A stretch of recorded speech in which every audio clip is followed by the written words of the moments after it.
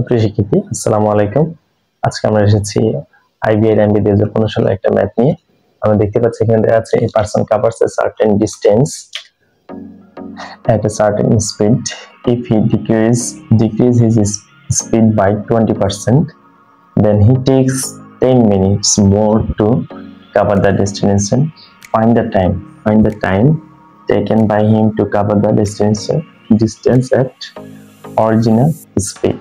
তার মানে কি বলা হয়েছে, নির্দিষ্ট দূরত্ব সে কভার করে একটা নির্দিষ্ট গতিতে, তবে তার গতিটা ডিক্রিজ করেছে 20%। আগে যা ছিল তার সাথে 20% ডিক্রিজ করেছে, যার কারণে 10 মিনিট বেশি সময় লাগে। তাহলে অরিজিনাল স্পিড কত ওই নির্দিষ্ট দূরত্ব অতিক্রম করতে? এটা আইবিআই এমবিএ 2015 সালে একটা প্রশ্ন ছিল, এখানে আমাদের অপশনগুলো দেওয়া আছে। তো এটা বিভিন্নভাবে করা যেতে পারে।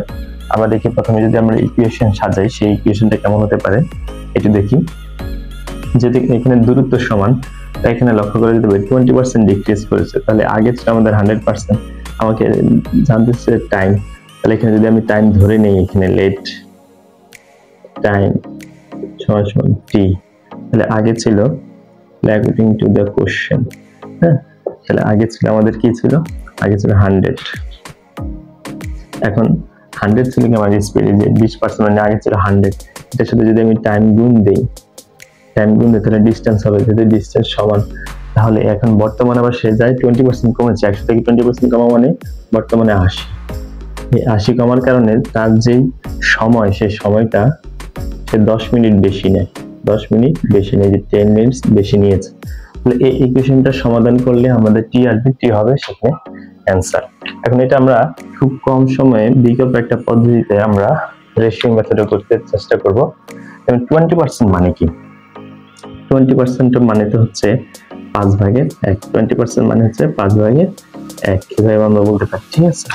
তাহলে একটু লক্ষ্য করি, আমরা এখানে দেখছি এটা দেওয়া আছে স্পিড, তাহলে আমরা স্পিড রেশিওটা একটু দেখি।